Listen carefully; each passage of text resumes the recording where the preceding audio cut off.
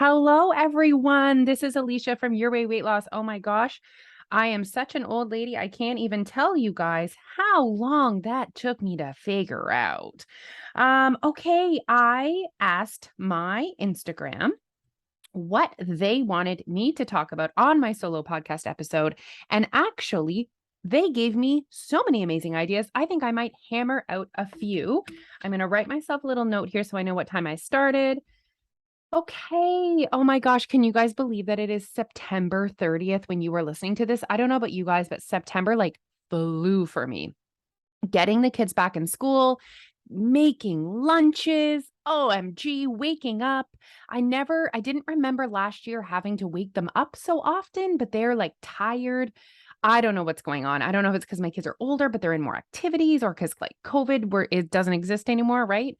They're in a lot of activities and it's just the pace is something. So I'm running beside them, but we're gonna get there.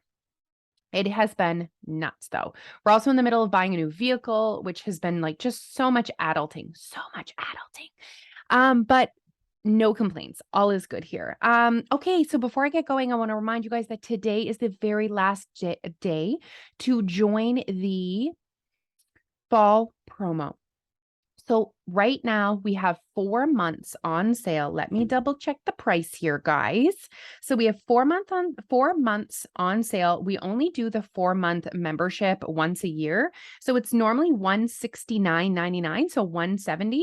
And right now with the 20% off code, it's $135.99. So let's do the math, guys. Do $135.99 divided by how many days? 120. So it is $1.13 a day plus tax. We can even add the tax. Man, tax, eh? $1.30 a day. So right now, our fall promo is on sale for $1.30 a day. And I really believe that every single day you will feel as a Your Way Weight Loss member that you got your money's worth. You got your $1.30 worth. Okay, so, but that's not what I'm here to talk about. What do I want to talk about? Let's talk about fall noise. It's perfect timing with what's happening with the fall promo. So fall noise, so Thanksgiving, Halloween, holidays.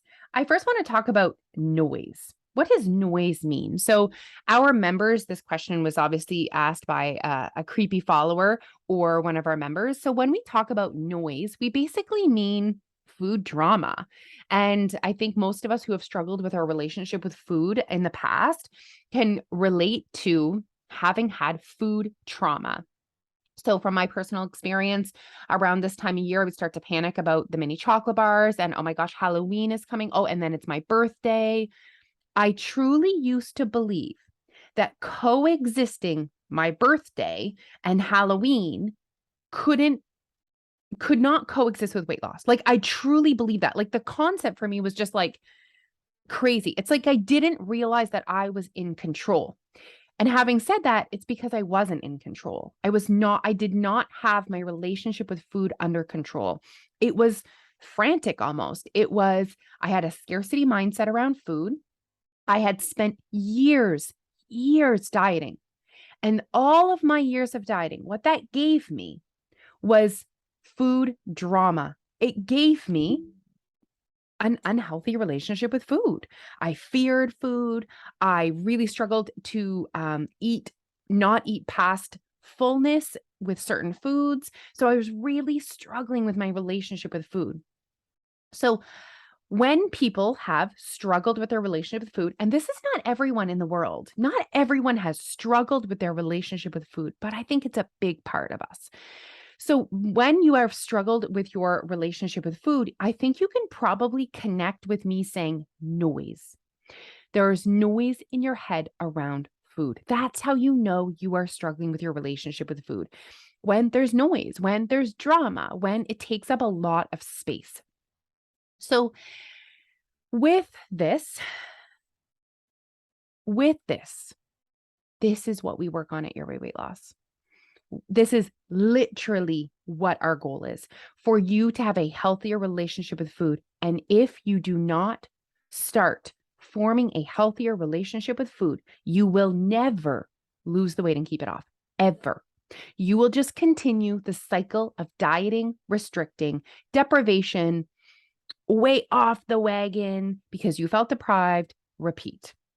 You want to shift your focus from weight loss and put your focus on creating a better relationship with food. And you know what? I know, guys, you're like, that sounds fun. Jose and I were actually talking today about, the sexiness of saying, okay, I'm going to lose 20 pounds. That feels sexy, doesn't it? You're like, okay, not only does that feel sexy because you're like, yes, I'd love to lose 20 pounds, but I think probably most of you listening, if I said, okay, you're going to lose 20 pounds before the holidays, you'd be like, okay, game on. You probably would know exactly what to do.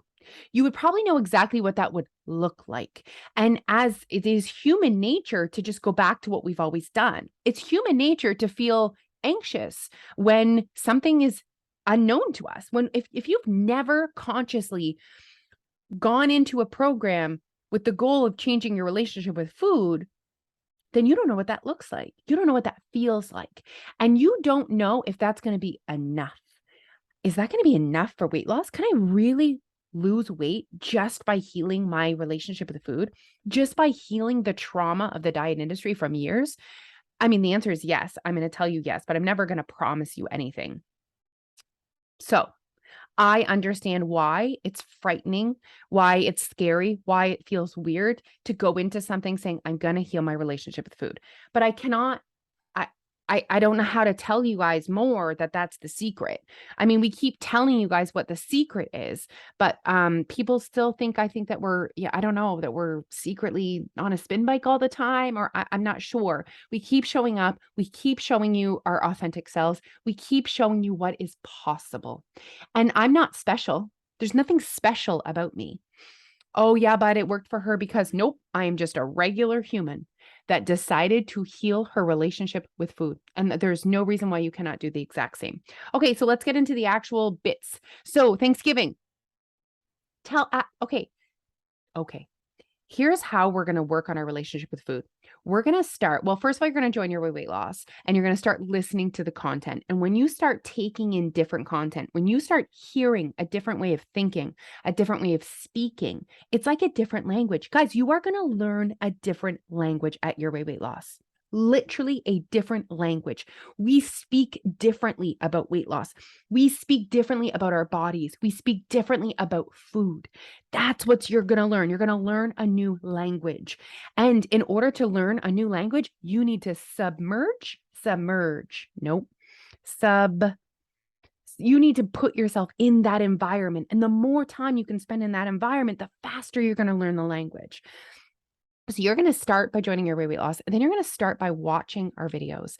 So we have an entire program waiting for you. We also have corresponding reflection questions so that you can take in what we're saying, but then you can reflect it and apply that to your own life.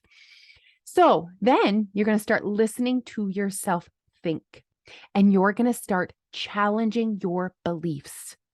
You need to get in that brain of yours. So when your brain starts to panic about Thanksgiving, and then there's going to be all that pie and it's such a terrible time to lose weight. I want you to say to your brain, but why? Thanksgiving is one day. First of all, you could eat whatever you wanted on Thanksgiving. You could consume 70,000 calories on Thanksgiving, maybe not that much, and still lose weight in October. Okay. There's not one day is not going to define your success or a calorie deficit or anything in that month. However, it's also possible, something else you need to consider. So you need to challenge the belief that you think it needs to be this perfect month. That's what we think.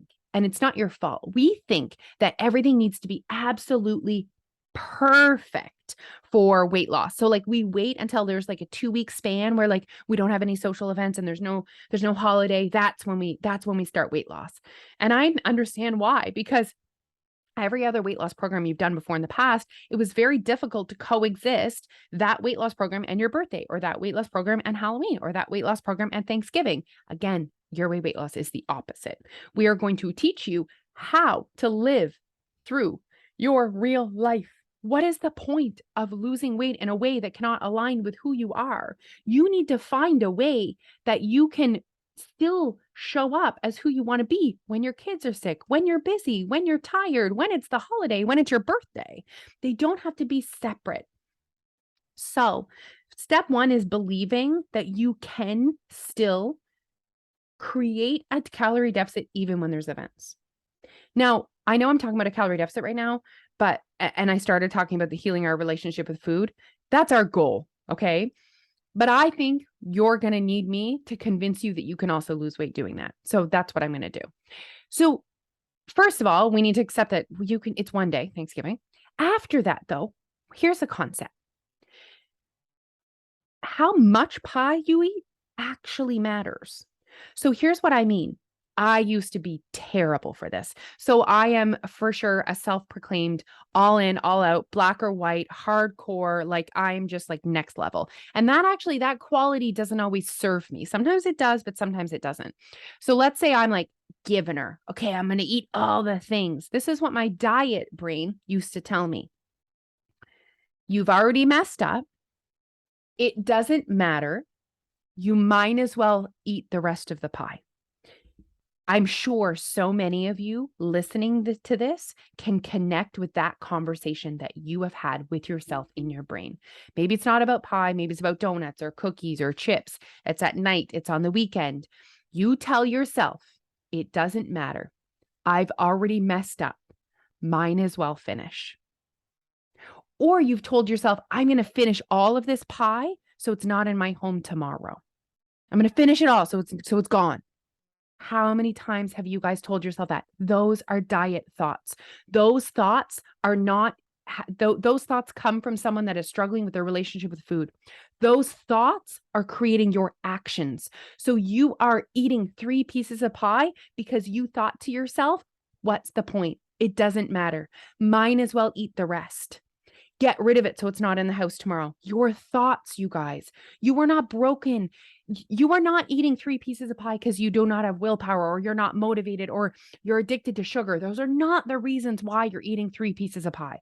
You are eating 3 pieces of pie because you need to heal your relationship with food. And that starts with your thoughts. You need to get in your thoughts. Step 1 is acknowledging your thoughts. You guys might have those thoughts and you didn't even realize you were having them. Step 2 is to challenge those thoughts. So I've done this with myself. I've been in my pantry after having 3 shots of chocolate chips and my brain says, what's the point? You've already messed up. Keep going. And then my rational thinking kicks in and says, actually, it does matter. Guys, when you've created a calorie surplus in your life, there's not like a check mark on the calendar in your body that says like surplus check. She's going to gain weight. It's literally a number. Now, obviously, don't focus on that part, but like your body's keeping track. So I could create a surplus on Thanksgiving, and maybe I'm plus 1,200 calories after my Thanksgiving feast. Okay. I could also be plus 7,300 calories. They're both surplus. I created a surplus that day, but one is a lot bigger than the other. And you know what? In order to lose weight, the math has to work out. It's not like you cap out at a certain amount and your body's like, oh, I'm done. Nope, your body saves that energy for later and it stores it as fat. So if I have an extra 1,200 calories of energy left versus an extra 7,000 calories of energy left, there's going to be a different amount of fat stored on my body. So it's so important that you guys challenge that thought, that you say to yourself, actually, it does matter. It does matter. And I didn't mess up. I didn't do anything bad. You have to be so careful about labeling certain behaviors as bad, labeling certain foods as bad. That is creating a scarcity mindset around those foods. When you tell yourself, I'm going to eat all the pie now, so there's no pie in my fridge on Monday, you are telling yourself that you can't eat pie on Monday. And that's creating a scarcity mindset. And that's why you're eating 5 pieces of pie on Thanksgiving.